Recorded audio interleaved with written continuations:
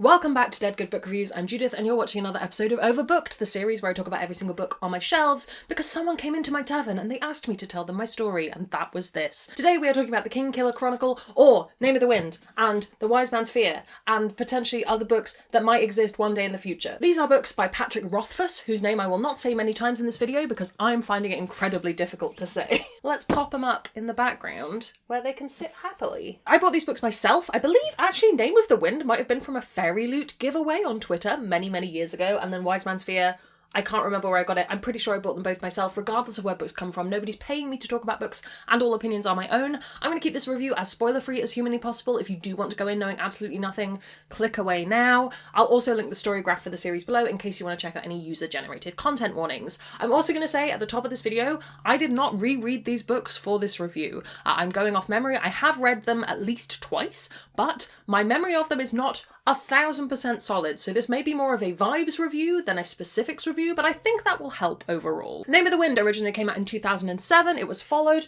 by The Wise Man's Fear. There is also a short story, smaller book that I can't remember the name of, but I'll put the cover up on screen. I haven't read that, so we're also going for I've just read these two. It is what I would describe as quite high fantasy, heroic fantasy, but there's also quite a lot of element of city fantasy in there as well. I was looking at Patrick Rothfuss as a, I have to say it that way or I can't say it at all. I was looking him up to be like, what's your history? Where did you come from? Where did you go? And it's basically like he's an American author who wrote The Name of the Wind.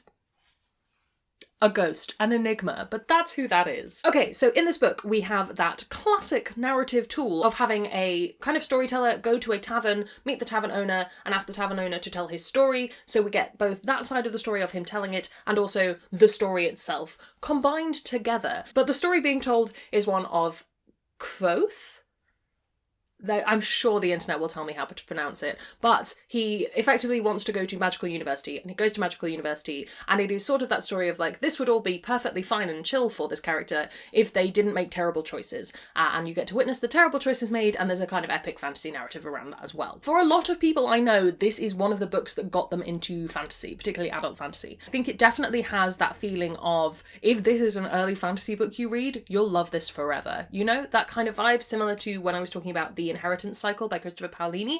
I'm not directly comparing the two, but I think there is that element of some people read this, it's one of their early fantasy books, they absolutely love it, they devour it, they are still waiting for book 3. I think if you read this and you've read a lot of fantasy, you might have a different feeling about it, or if you've read a lot of perhaps newer fantasy potentially. I can't say that for sure, you'll have to sound off in the comments and let me know your thoughts so we can gather more data points, but that does seem to be how it feels to me. However, this was one of the early adult fantasy books I read, and I remember really enjoying Name of the Wind. I think I got really into the kind of two sides of the narrative. I will say, while I don't really love the main character, because I don't like characters who make bad decisions consistently, I definitely got feelings from that, and I think that's something to be said for the book. I really like elements of the world building. Again, I keep comparing this back to Inheritance Cycle, and I don't really know why. I think my brain has just forged a connection between the two, but I think there are moments in this story and in both books that I really enjoy, and it's one of the things that I can see myself coming back to the book and just reading those moments.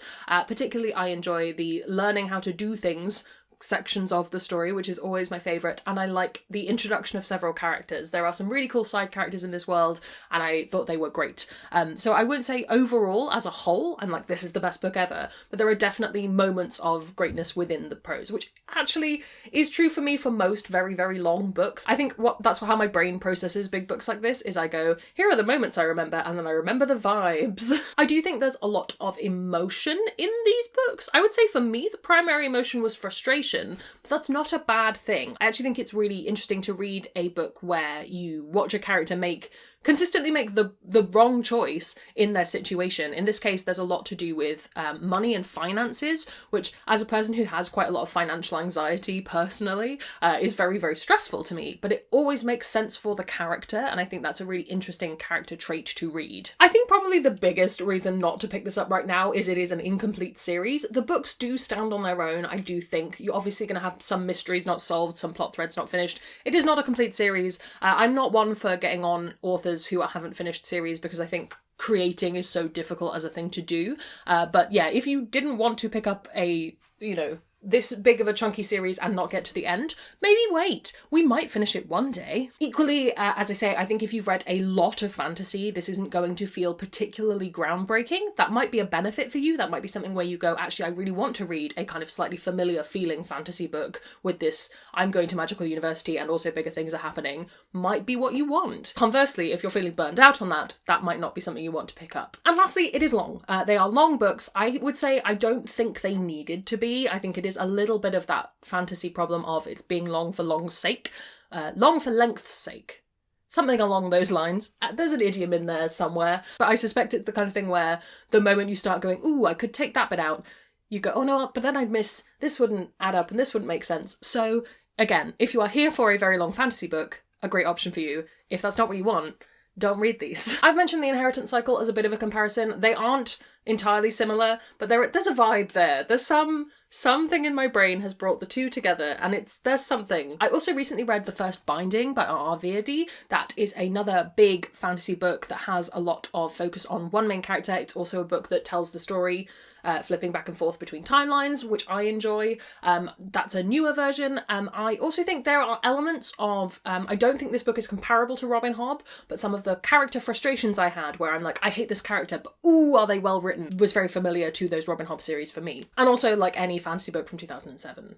Is that shady? A little bit. Maybe. Should you read this? My conclusion is yes. I think it's not worth getting yourself overhyped on it, and I actually think that's less of a problem than it was sort of 5 years ago or so when I read this.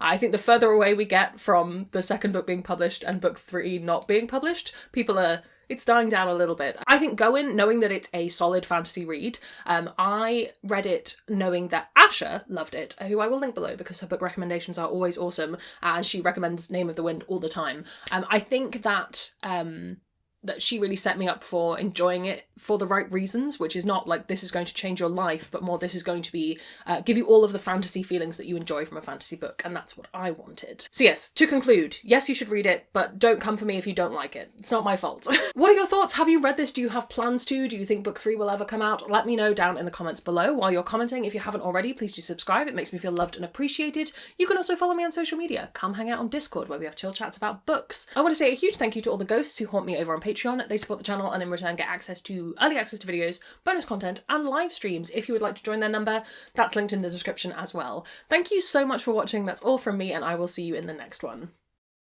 There's gonna be some bloopers now. Today we are talking about Today we are talking about the kink in a chronic. Today we are talking about the kink in a. I think go in knowing that you're gonna have. What's this?